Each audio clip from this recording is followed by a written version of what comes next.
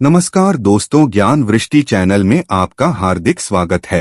प्यारे मित्रों, आज हम आपके लिए छठ पूजा की पौराणिक कथा लेकर आए हैं। जो भी मनुष्य इसे विस्तार पूर्वक और ध्यान से सुनेगा, उसे छठी मैया धन धान्य और सुख समृद्धि का आशीर्वाद और संतान सुख प्रदान करेंगी। कथा को आरंभ करने से पहले कमेंट बॉक्स में जय छठी मैया लिखना ना भूले। साथ ही चैनल को सब्सक्राइब और वीडियो को लाइक करना ना भूले, ताकि आप हमारी प्राचीन कथाओं से जुड़े रहे। दिवाली के 6 दिन बाद छठ मनाया जाता है। छठ के महाव्रत को करना अत्यंत पुण्यदायक है। छठ व्रत की महत्वपूर्ण रात्रि कार्तिक शुक्ल षष्ठी तिथि को होती है। सूर्योपासना का यह महापर्व 4 दिनों तक मनाया जाता है। इसमें भगवान सूर्य देव की पूजा होती है। छठ व्रत खासतौर पर पुत्र प्राप्ति के लिए किया जाता है। पौराणिक कथाओं के मुताबिक छठ मैया ब्रह्मा जी की मानस पुत्री और भगवान सूर्य की बहन हैं। षष्ठी देवी यानी छठ मैया संतान प्राप्ति की देवी हैं और शरीर के मालिक भगवान सूर्य हैं। माना जाता है कि ब्रह्मा जी ने सृष्टि की रचना करते हुए खुद को 2 भागों में विभाजित किया था। एक भाग पुरुष और दूसरा भाग प्रकृति के रूप में था। छठ पूजा की परंपरा और उसके महत्व का प्रतिपादन करने वाली अनेक पौराणिक और लोक कथाएं प्रचलित हैं। पहली कथा। एक कथा ऐतिहासिक नगरी मुंगेर से जुड़ी हुई है, जिसके अनुसार माना जाता है कि छठ पूजा की शुरुआत माता सीता ने की थी। कहा जाता है कि जब भगवान राम 14 वर्षों के वनवास के बाद अयोध्या लौटे, तो रावण वध के पाप से मुक्ति पाने के लिए उन्होंने ऋषियों के निर्देश पर राजसूय यज्ञ कराने का निर्णय लिया। ये यज्ञ कराने के लिए महर्षि मुद्गल को आमंत्रित किया गया। इस पर ऋषि मुद्गल ने भगवान राम और माता सीता को अपने आश्रम में बुलाया और सीता जी पर गंगाजल छिड़ककर उन्हें पवित्र किया। इसके बाद महर्षि ने उन्हें कार्तिक मास के शुक्ल पक्ष की षष्ठी तिथि पर सूर्य देव की आराधना करने का आदेश दिया।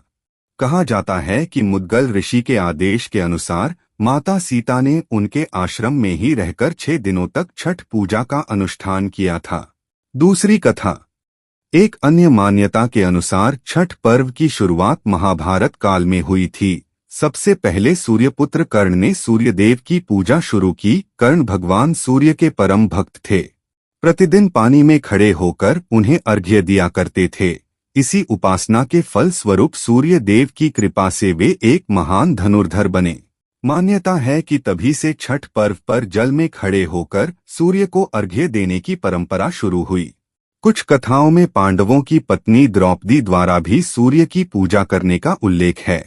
वे अपने परिजनों के उत्तम स्वास्थ्य की कामना और लंबी उम्र के लिए नियमित सूर्य पूजा करती थीं। जब पांडवों ने जुए में अपना सारा राजपाट गंवा दिया था, तब द्रौपदी ने छठ व्रत रखा था। इसके बाद श्री कृष्ण के आदेश पर द्रौपदी की मनोकामनाएं पूरी हुईं और पांडवों को उनका राजपाट वापस मिल गया। तीसरी कथा। प्राचीन समय में प्रियव्रत नाम के एक राजा थे। उनकी धर्मपत्नी का नाम मालिनी था। उन दोनों के जीवन में धन संपत्ति तो बहुत थी, लेकिन कमी थी तो बस एक संतान की। इस कारण राजा रानी बहुत दुखी रहते थे।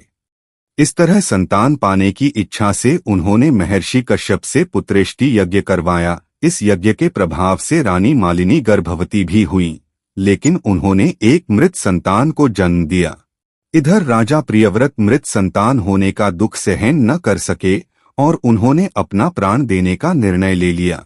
जब राजा आत्महत्या करने जा रहे थे, तभी उनके सामने एक सुंदर देवी प्रकट हुई। देवी बोली, हे राजा प्रियव्रत, मैं षष्ठी माता हूँ। मैं अपने भक्तों को संतान सुख व सौभाग्य प्रदान करती हूँ। जो भक्त सच्चे मन से मेरी उपासना करते हैं, उनके सभी मनोरथ पूर्ण होते हैं।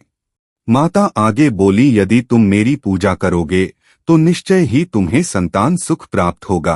राजा ने षष्ठी माता के आदेश के अनुसार कार्तिक मास के शुक्ल पक्ष की षष्ठी तिथि को अपनी पत्नी के साथ मिलकर विधि विधान से छठ माता की व्रत उपासना की और माता के आशीर्वाद के फलस्वरूप उन्हें एक सुंदर पुत्र रत्न की प्राप्ति हुई। मान्यता के अनुसार तभी से छठ पूजा का यह पावन पर्व मनाया जाने लगा। छठी मैया को संतान सुख, संतान की दीर्घायु और सौभाग्य प्रदान करने वाली माता माना गया है। जब बच्चे के जन्म के छठे दिन उसका छठी पूजन होता है, तब इन्हीं माता का स्मरण किया जाता है। इनकी कृपा से न सिर्फ संतान को हर तरह की सुख सुविधा प्राप्त होती है, बल्कि उसके जीवन में आने वाले कष्टों का अपने आप ही निवारण हो जाता है। प्यारे मित्रों, अगर आपको हमारी छठ पूजा की यह कथाएं अच्छी लगे तो हमें कमेंट करके जरूर बताएं। साथ ही चैनल को सब्सक्राइब, वीडियो को लाइक और वीडियो को अपने मित्रों में शेयर करना ना भूलें।